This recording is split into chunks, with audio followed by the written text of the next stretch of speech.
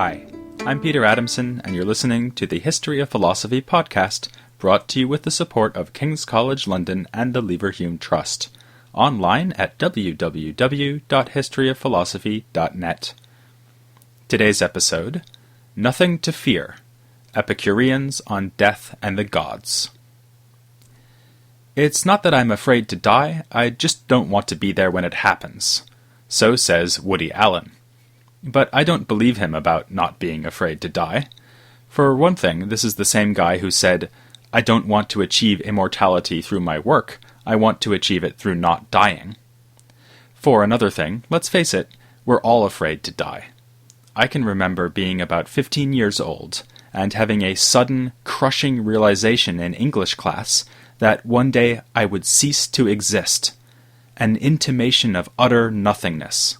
Not black emptiness, but genuine nothingness, non-existence. Then the bell rang, and we went to lunch. Someday, of course, the bell really will ring for me, for you, for everyone.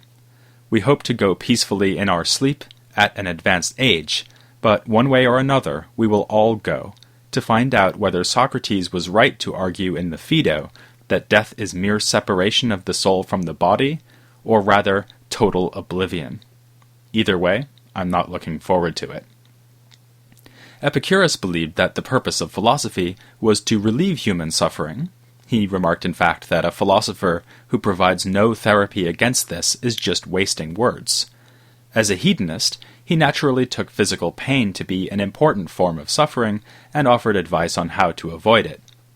But mental pain is worse than physical pain, just as the pleasure that lies in the absence of all pain is better than the volatile physical pleasures of sex, food, and drink. If Epicureanism has a chief aim, it is to dispel mental anguish, anxiety, and fear. Thus, the Epicureans summarize their teacher's message as follows. The gods are not to be feared, nor is death. Pleasure is ready to hand, and pain readily endured. This is the so-called tetrapharmacon, or fourfold remedy, quoted by authors like the 1st century AD Epicurean author Philodemus. It's significant that it is described as a remedy. For Epicurus, ethics is like a medical regime, but for the soul rather than the body. And it is the soul we need to discuss if we're to understand Epicurus's arguments against fearing the gods and death. The importance of these two sources of anxiety is clear from the fact that they make up the first half of the tetrapharmacon. We've already seen how Epicurus would defend the other two bits of reassurance, that we can always find pleasure and always overcome pain. Just think again of his ability to master agony on his deathbed by thinking of pleasant times spent with friends. But death and God? Those are harder nuts to crack, and the theory of pleasure won't suffice by itself. Instead, as I say, we'll need to look at what Epicurus has to say about the soul. If you were to guess what he might say, you'd have a good chance of getting it right on the first try. You already know that Epicurus is a materialist who believes that the world consists entirely of atoms and void. So, you won't be surprised to discover that he thinks the soul is a material thing made of atoms. But not just any atoms. Epicurus, like other philosophers, including Aristotle and the Stoics, believes that the soul is like warm air. Sometimes soul is associated with pneuma, which is Greek for breath. This is, of course, where we get words like pneumatic. This makes a certain amount of sense.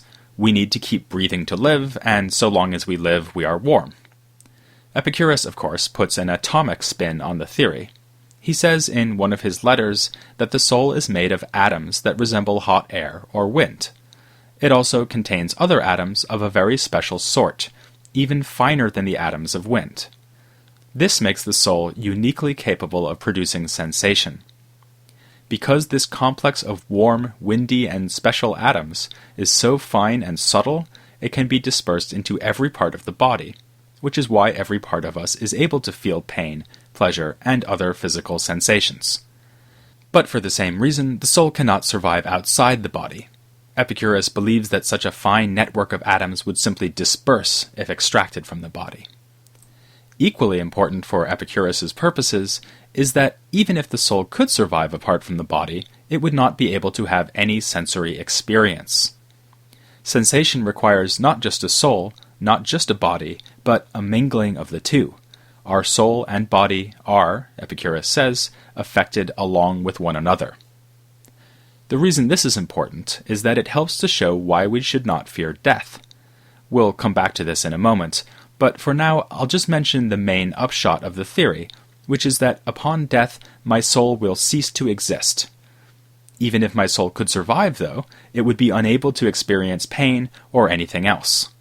Thus, it is doubly pointless to fear painful experiences after death. Woody Allen can rest easy. As it turns out, he won't be there once he dies.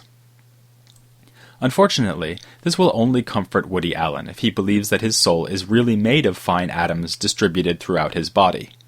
But what if the Socrates of the Phaedo was right?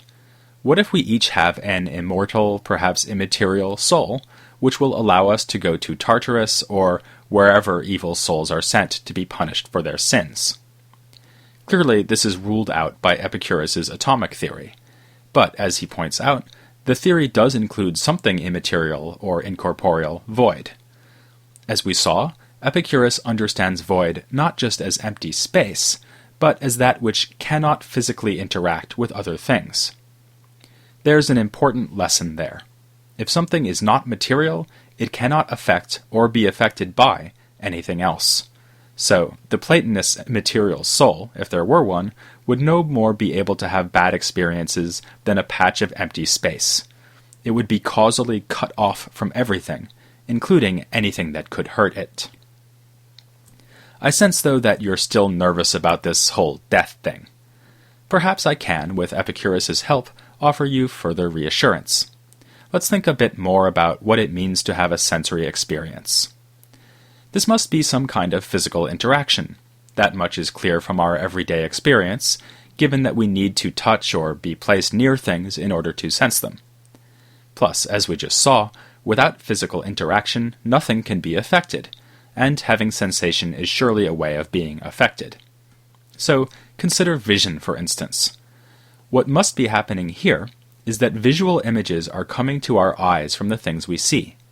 These images, the Greek word is eidola, must be made of atoms, because, well, everything is made of atoms.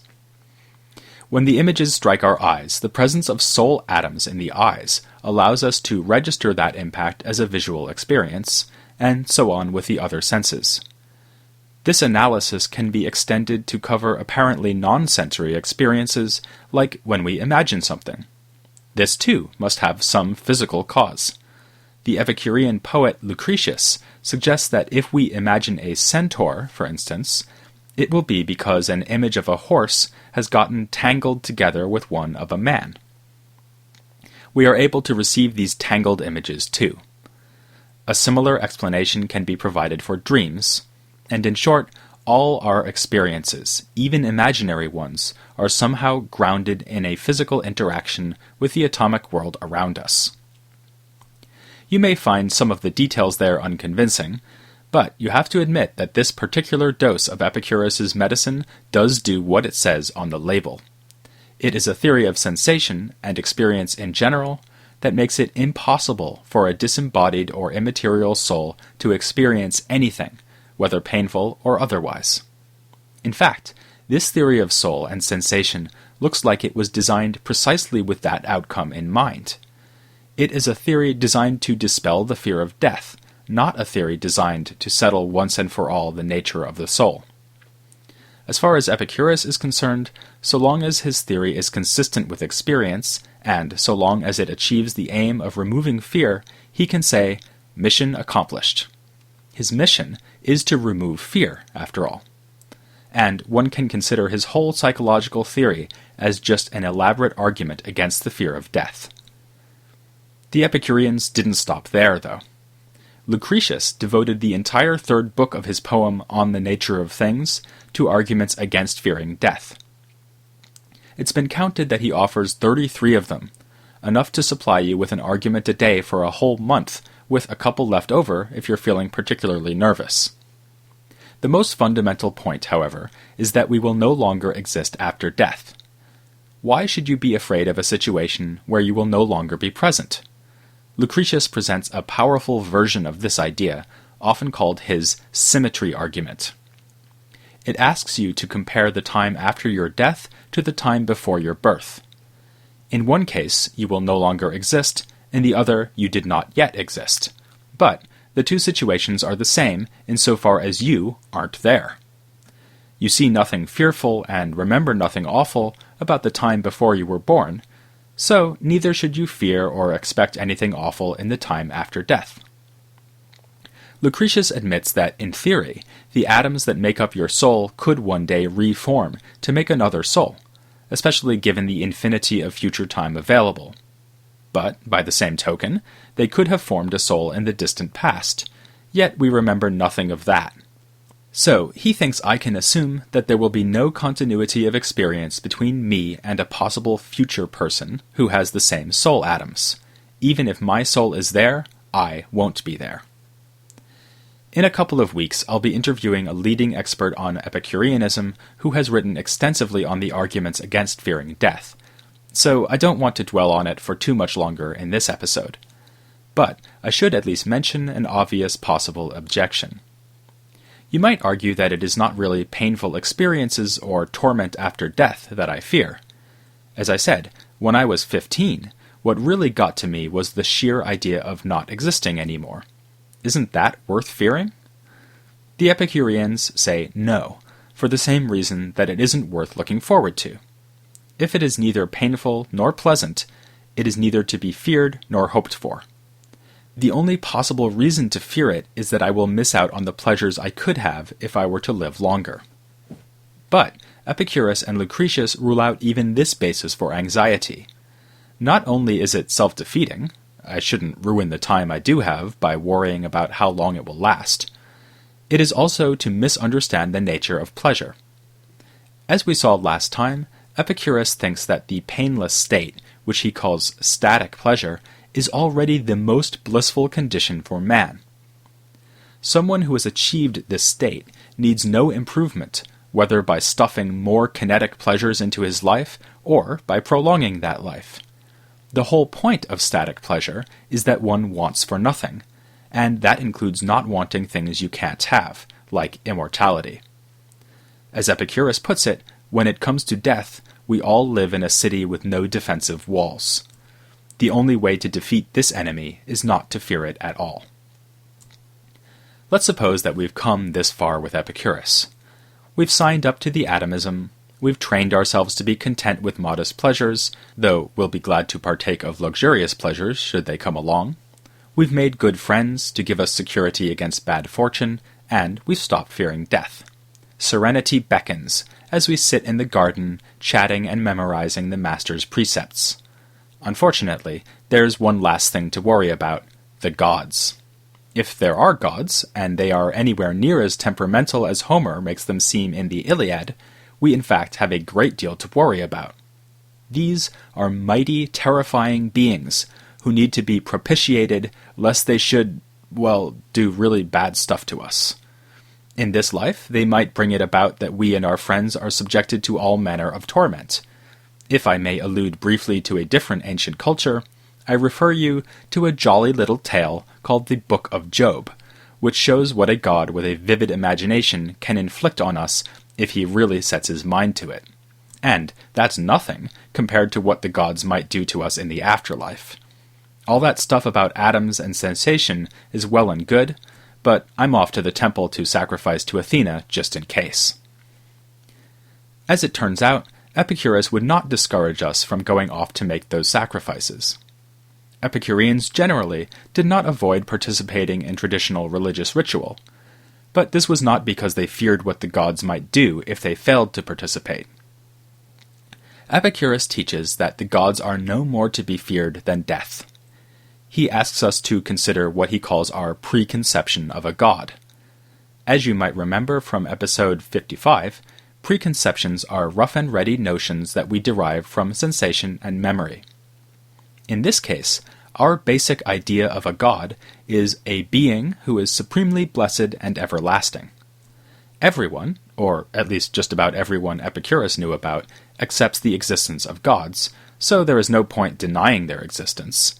And yet most people have ridiculous ideas about the gods, ideas incompatible with the basic preconception of what it is to be divine. For instance, they think the gods fight with each other, get angry, and so on. This is clearly incompatible with their blessedness, especially from Epicurus's point of view. Remember, this is a guy who thinks that blessedness consists in being entirely untroubled. Clearly, then, the gods will not be bothered about whether we sacrifice to them. Indeed, they will not be troubled about us at all. They will show us neither favor nor displeasure, since even paying attention to the petty actions of humans would compromise their exalted and beatific calm. Epicurus also points out that the world is full of evils, which is hardly compatible with the idea that the gods are exercising providence over us. Rather than blaming evils on these blessed divinities, we should simply accept that the gods are not getting their hands dirty by trying to arrange the world around us. Epicurus seems to be radicalizing the theological critique delivered by Plato, and, before him, by the pre-Socratic Xenophanes. Both of them complained that traditional ideas about gods were degrading to the majesty of the divine. Epicurus agrees, but he goes further by effectively removing them from any interaction with us or the world we live in. Now, I know what you're thinking. If the gods are this remote, why believe that they exist at all? At first blush, Epicurus's answer is a simple one. We should believe in them because we have a preconception about them, as we just saw. But how can we have a preconception of them if we've never had direct experience of a god? My preconception of giraffes is meant to arise from seeing giraffes, but I don't remember ever seeing a god. Remember, though, that Epicurus extends his account of sensation to include things like imaginary and dream images. In the same way, he supposes that our preconception of the gods arises from images we have received. He allows us to picture them as outsized humans, very much like us, because this would be the most dignified form to assign to them. The later Epicurean Philodemus even suggests that the gods must speak Greek, because it is the best language. This account has led some interpreters to think that, in his heart of hearts, Epicurus was indeed an atheist. This image of God as a big human, who has all the best features I can think of, sounds dangerously like a fiction. It might arise through the same sort of process that gives me images of centaurs.